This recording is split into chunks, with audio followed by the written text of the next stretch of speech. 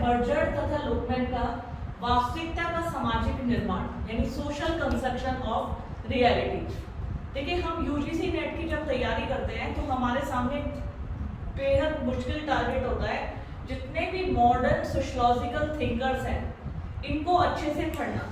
और modern thinker है जैसा कि इनके नाम से ही हमें विदित है, मॉडर्न का मतलब आधुनिक। जब हम आधुनिकता से साथ होते हैं तो उसमें हमें कुछ कठिनाइयों का सामना करना पड़ता है। जितने भी मॉडर्न थिंकर्स हैं इनकी जो सिद्धांत हैं, इनकी जो थ्योरीज हैं वो थोड़ी हल्की सी कठिन है। अभी तक तुमने August Comte, Karl Marx, Emile Durkheim, Max Weber इनको इजीली पढ़ लिया।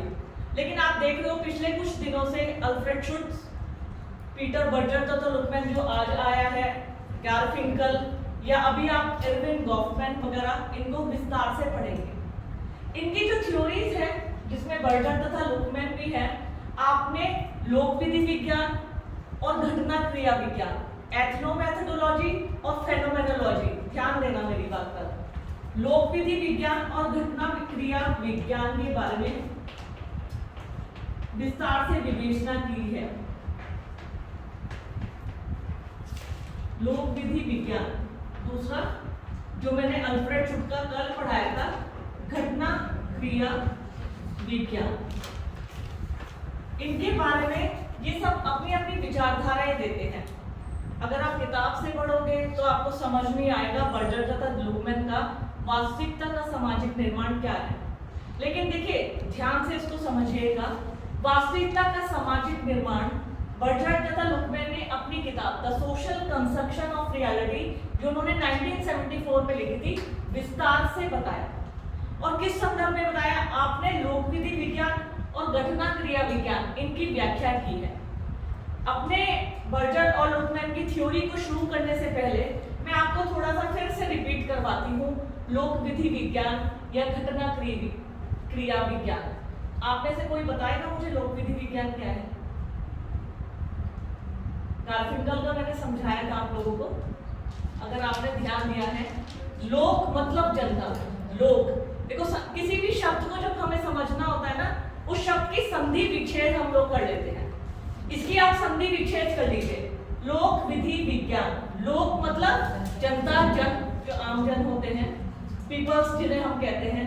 विधि होती है टेक्निक, विज्ञान बोलते हैं हम साइंस को तरीके से, वैज्ञानिक तरीके से अध्ययन करना, यानी जनता की विधियों की वैज्ञानिक तरीके से अध्ययन करना। मोटे मोटे शब्दों में, मैं किताबी ज्ञान पर नहीं जा रही हूँ, मैं तुम्हें सिर्फ समझाने के लिए ये बता रही हूँ what is the meaning of ethnomethodology या फेनोमेनोलॉजी।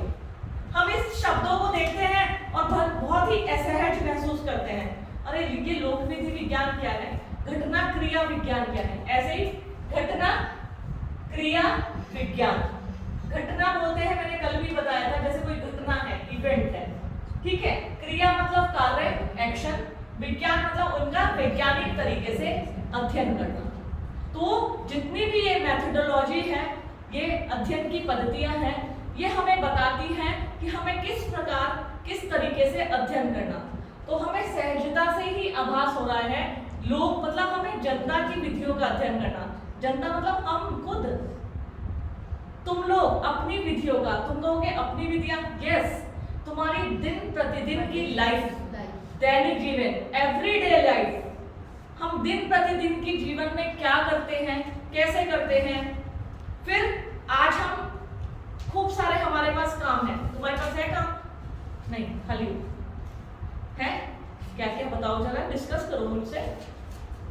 हाँ बताओ संतोषी, तेरे पास क्या काम है आज की तारीख में?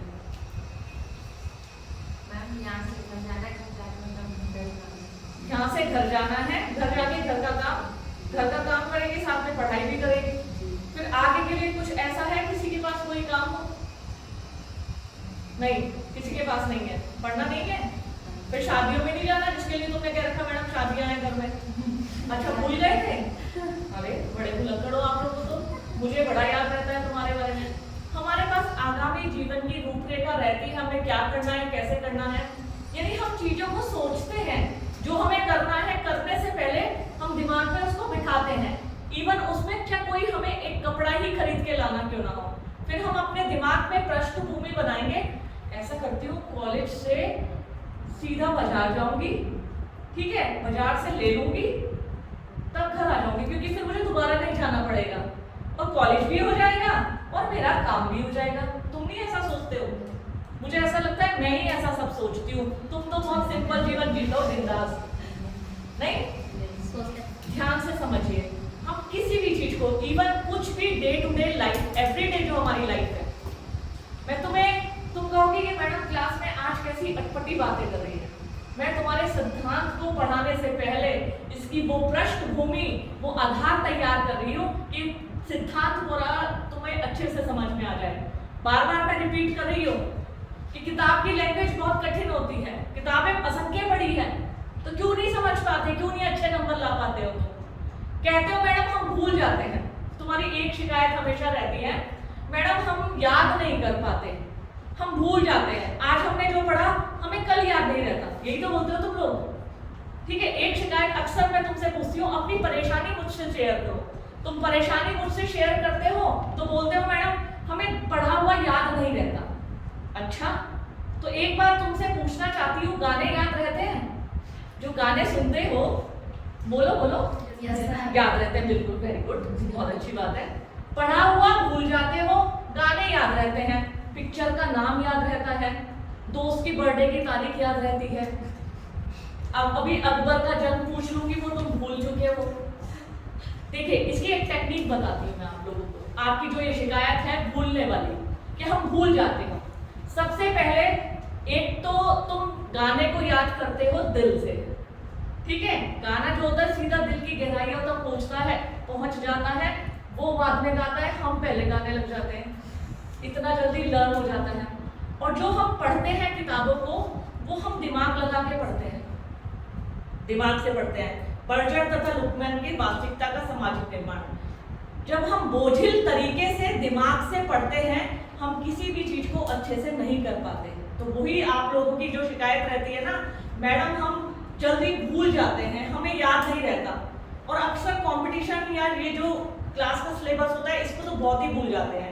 फिर मैंने तुम्हें अभी अभी बताया कि गाने तो तुम्हें बहुत अच्छे से मेमोराइज रहते हैं, ठीक है। पिक्चर डायलॉग जो तुम्हें अच्छा लगता है, वो तुम अच्छे से मेमोराइज कर लेते हो।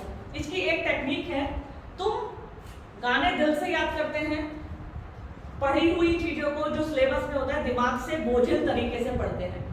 बिल्कुल अपने आप को फ्री माइंड कर दो, कोई भी चीज मत छोड़ो, तब तुम किताब लेके बैठो और कभी भी रटो मत, रीडिंग करो। एक बार रीडिंग करो, 2 बार रीडिंग करो, तुम्हें 10 बार भी रीडिंग करनी पड़ जाए, उस चीज को तुम रीडिंग करते रहो, वो चीजें हमें समझ में आने लगेगी। ये सबसे बेहतर टेक्निक है, सबसे बेहतर तरीका है किसी चीज को याद करने का। रटना तरीका नहीं है, रटोगे तो भूल जाओगे, रीडिंग करोगे तो कभी भूल नहीं सकते, ठीक है। और रीडिंग भी कभी भी बोझिल दिमाग को लेके पढ़ाई मत करना, इससे अच्छा तुम पढ़ो ही मत। पढ़ने का सबसे अच्छा तरीका तुम्हें मैं बताती हूँ। पढ़ने का सबसे अच्छा तरीका है, तुम मोबाइल में खूब गेम खेल लो, खूब गाने सुन लो, खूब पिक्चर देख लो। कभी भी ये मत करना कि आज से मैं मोबाइल त्याग रही हूँ, अब से मोबाइल मुझसे दूर रहेगा और मैं किताबों के संग रहूंगी, जिंदगी में कभी पढ़ नहीं सकते तुम ऐसे। इससे अच्छा है, तुम्हारा दिमाग तो वही रहेगा जो मोबाइल में तुमने त्यागा है। इससे अच्छा ज्यादा से ज्यादा समय दे दो, अपने आप को गिल्ट फील करा दो, यार आज तो मैंने बहुत समय सोशल मीडिया को दे दिया, बहुत समय गाने को दे दिया, अब मैं पढ़ूंगी। तब तुम्हारी पढ़ाई बहुत अच्छे से हो सकती है, जब तुम्हारे अंदर गिल्ट हो। ये नहीं कि आज से मैं मोबाइल त्याग रही हूँ, आज से टीवी बंद, आज से घूमना बंद, फिर जब पढ़ने बैठोगे अरे वो पता नहीं कहाँ गए होंगे सब लोग, क्या घर पे हो। ऐसा मत करना। तो वास्तव में जो आज मैं तुम्हें ये क्लासरूम में एग्जाम्पल दे रही हूँ, ये सब इससे इंटरकनेक्टेड है। रियलिटी, वास्तविकता, एक शब्द यहाँ पे आया है वास्तविकता, इंग्लिश में बोलते हैं इसको रियलिटी। वास्तविकता क्या है? वास्तविकता ये है जो कि हम नहीं जानते। अभी मैंने तुमसे कहा कि बच्चों तुम क्या क्या सोचते हो, काम के बारे में योजना बनाते हो, तुम कहते सोच में पड़ गए, सोचेंगे हम ऐसा होगा। जब मैंने बोला हाँ ऐसे ही करते मैडम, जैसे आपने बोला ना ठीक ऐसे ही होता है हमसे। वास्तव में यही वास्तविकता है, रियलिटी। आज मैं तुम्हें बर्जर तथा लुकमैन का वास्तविकता का सामाजिक निर्माण, जिसे हम कहते हैं सोशल कंस्ट्रक्शन ऑफ रियलिटी, इसके सिद्धांत के बारे में बताने जा रही हूँ। ध्यान रखना, यूजीसी नेट में अब ऑब्जेक्टिव टाइप आता है, पूरा नेट का क्वेश्चन पेपर, जो शब्दावलियां होती हैं उनके ऊपर ध्यान देना। यूजीसी नेट पे तुम क्या कोचिंग सेंटर में तैयारी करने जाओगे, तुम इस क्लासरूम में बैठ के जो मैं बता रही हूँ, यूजीसी नेट में किस तरह के क्वेश्चन आते हैं, बर्जर तथा लुकमैन की पूरे सिद्धांत में आने वाली शब्दावलियां, इन पे फोकस करना। वो वास्तविकता के बारे में क्या कहता है, वो कहता है हमारे एवरीडे लाइफ, दैनिक जीवन की क्रियाएं, वस्तुनिष्ठ वास्तविकता की बात। तो कई बार पूछा गया है कि वस्तुनिष्ठ वास्तविकता की बात कौन करता है, तो बर्जर तथा लुकमैन करते हैं। तो ध्यान से पढ़िएगा। आपने सबसे पहले बोला है, आपने घटना क्रिया विज्ञान की व्याख्या, उन्होंने कहा है घटना क्रिया विज्ञान का प्रमुख उद्देश्य है समाज की वास्तविकता का पता लगाना। ध्यान से सुनो, बर्जर तथा लुकमैन ने कहा है घटना क्रिया विज्ञान जो फेनोमेनोलॉजी है, इसका प्रमुख उद्देश्य है समाज की वास्तविकता का पता लगाना। वास्तविक समाज की वास्तविकता क्या है, रियलिटी क्या है। देखो, वास्तविकता या रियलिटी, इस शब्द को भी डिफाइन करूंगी। कई बार हम किन्हीं घटनाओं को देखते हैं, सोशल मीडिया का जमाना है, वायरल वीडियोस का जमाना है, खूब सारी वीडियोस वायरल होती है, आपके पास भी आती होगी, आप देखते हैं, फिर उस पर लाइक बढ़ते चले जाते हैं। कोई घटना हुई, ठीक है, उस घटना का वीडियो वायरल में मतलब कहते हैं सारी जगह फैल जाना, और सब लोग उसे बहुत नंबर ऑफ पर्सन उसको देख रहे हैं। लेकिन कई बार आपको पता चलता है, न्यूज में आता है फेक, वायरल वीडियो निकली फेक, वास्तविकता हमें पता चली कि ये वीडियो तो फेक निकली है, मतलब ये झूठी है या कहीं और की है, जिसे तोड़ मरोड़ के प्रस्तुत कर दिया गया है। तो वास्तविकता कहते हैं जब हम किसी, हमारी आंखों के सामने से पर्दा हटता है, रियलिटी कहते हैं ना, और एक घटना के पीछे चोर ये निकला, हमें तो पता ही नहीं था, हम तो सोचे थे चोर कोई बाहर का होगा, लेकिन घर का ही व्यक्ति चोर निकला। रियलिटी अब सामने आए जब हमें तथ्यों का पता चला। वास्तविकता कहते हैं जब हम चीज को गहनता से अध्ययन करते हैं, देखते हैं, समूह के लोगों की सामूहिक स्वीकृति होती है। देखो, रियलिटी या वास्तविकता वही होती है जिसमें समूह के सभी लोग उस चीज को मानने लगते हैं।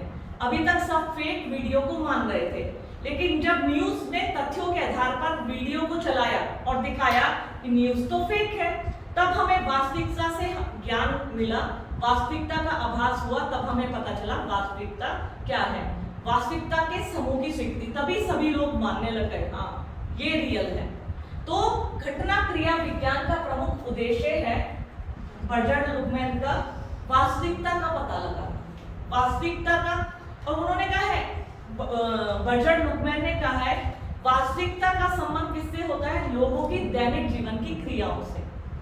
हमारे दैनिक जीवन की जो क्रियाएं होती, क्रियाएं इन द सेंस कार्य, हमारे एवरीडे के कार्य जो तुम पढ़ भी रहे हो, मैं तुम्हें पढ़ा रही हूँ, तुम घर से लेकर यहाँ तक इस क्लासरूम तक चल के आए, ये सब तुम्हारे कार्य हैं जिसे हम क्रियाएं कहते हैं, एक्शन। अब तुम कहोगे मैडम हम खाना खा रहे हैं, ये भी क्रिया है, हाँ ये भी क्रिया है। तुम लिख रहे हो, ये भी क्रिया है। तुम ब्रश कर रहे हो, ये भी क्रिया है, दैनिक क्रिया तुम्हारी। तो वास्तविकता का जो पता लगाना है, घटना क्रिया विज्ञान का प्रमुख उद्देश्य है। और ये कैसे आभास होता है, लोगों की दिन प्रतिदिन की क्रियाओं के आधार पर। आगे चलते हैं। बर्जर तथा लुकमैन कहते हैं कि समाज का निर्माण मनुष्य के द्वारा होता है। जो हमारी सोसाइटी बनी है, ऑब्वियस सी बात है, ये पशुओं से नहीं बनी है। समाज का निर्माण होता है मनुष्य के द्वारा, मतलब हम ही लोगों के द्वारा। हमारे मनुष्य के बिना समाज की कल्पना नहीं की जा सकती। और समाज एक वस्तुनिष्ठ वास्तविकता है। वस्तुनिष्ठता किसे कहते हैं, ऑब्जेक्टिविटी।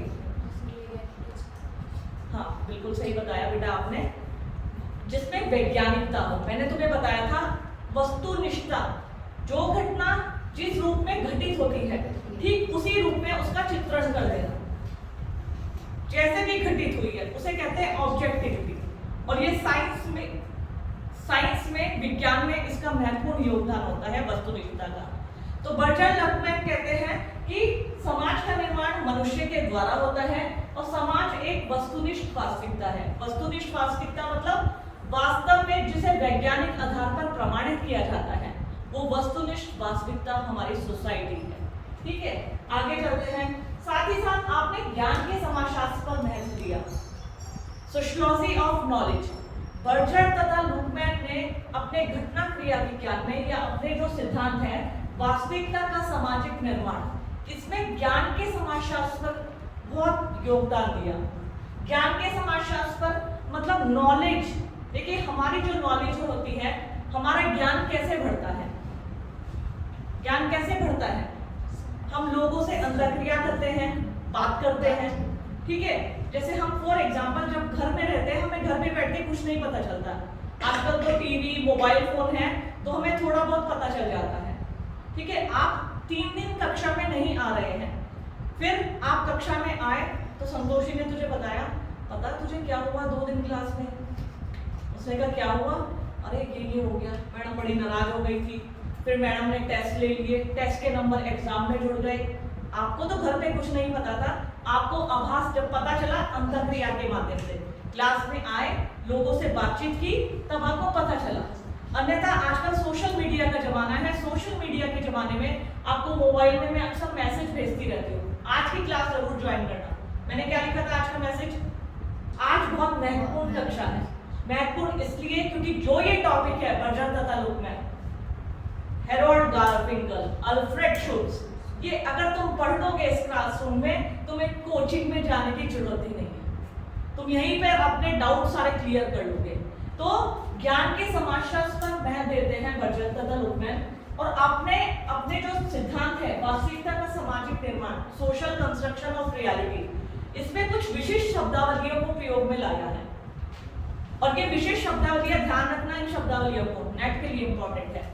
ये विशिष्ट शब्दावलियां क्या है? दैनिक जीवन तथा समाज के वस्तुनिष्ठ तत्व, ये जो, और साथ ही साथ है संस्थाकरण, भूमिका, वस्तुकरण या पदार्थीकरण, वैधता या वैधीकरण। ये उन्होंने अपने जो वास्तविकता का सामाजिक निर्माण अपना ये सिद्धांत पढ़ाया। सिद्धांत को जब आपने डिफाइन किया तो आपने कुछ कठिन विशिष्ट शब्दावलियों को लिया, और इसके पीछे कहीं ना कहीं इनके पूरे सिद्धांत के रहस्य छुपे हुए हैं। वो कैसे?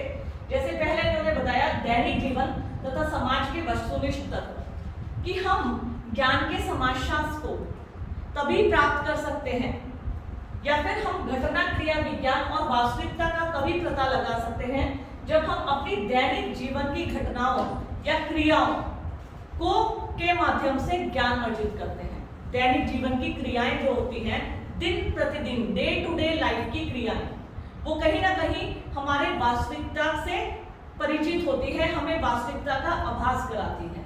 दैनिक जीवन की जो क्रियाएं होती हैं, देखिए जैसे तुम्हें कुछ पता नहीं था, जब कोरोना वायरस आया तो किसी भी को भी कुछ नहीं पता था कि ये क्या है, लेकिन जब दैनिक जीवन की घटनाएं घटित हुई, दिन प्रतिदिन, आज ये घटित हुआ, आज इसका संक्रमण हो गया, आज ये अस्पताल में चला गया, तो हम देखते गए और हमें वास्तविकता का आभास हुआ।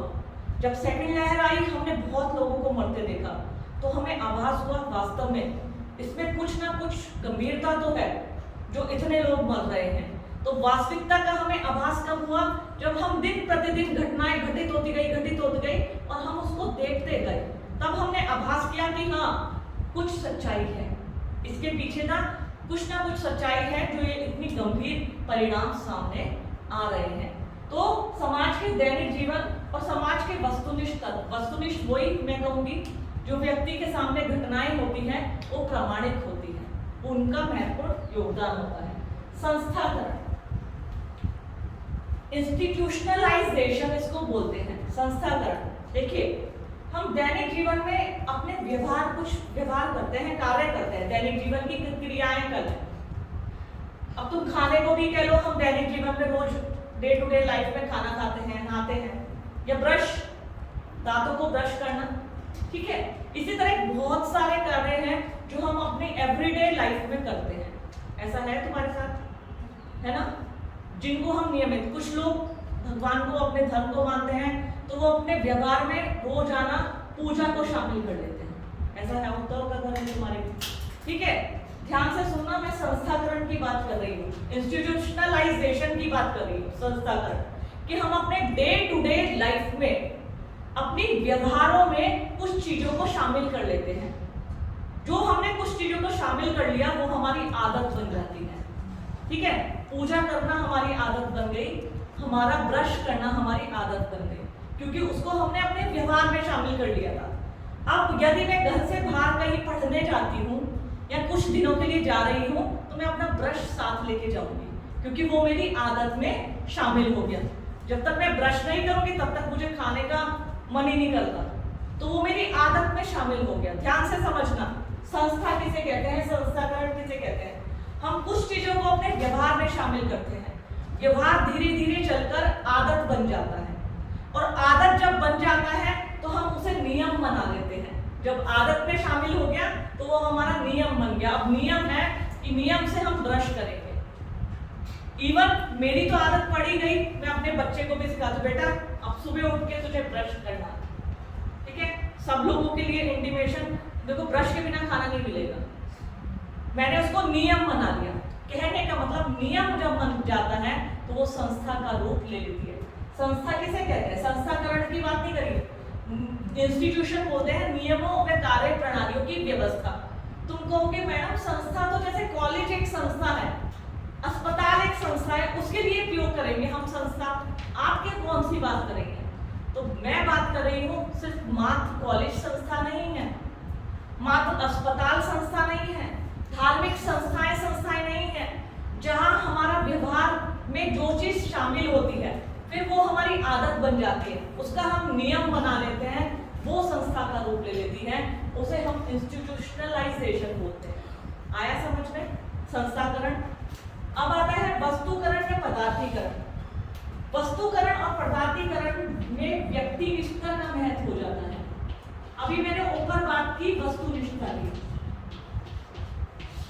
सब्जेक्टिविटी, ऊपर बात की थी वस्तुनिष्ठता ऑब्जेक्टिविटी की, नीचे मैं बात कर रही हूँ व्यक्तिनिष्ठता यानी सब्जेक्टिविटी। व्यक्तिनिष्ठता किसे कहते हैं, कोई घटना घटती है तो व्यक्ति अपने द्वारा उस घटना को बताता है बढ़ के। Very good. जब व्यक्ति अपने व्यक्तिगत विचारों को किसी चीज में सम्मिलित कर लेता है, ठीक है।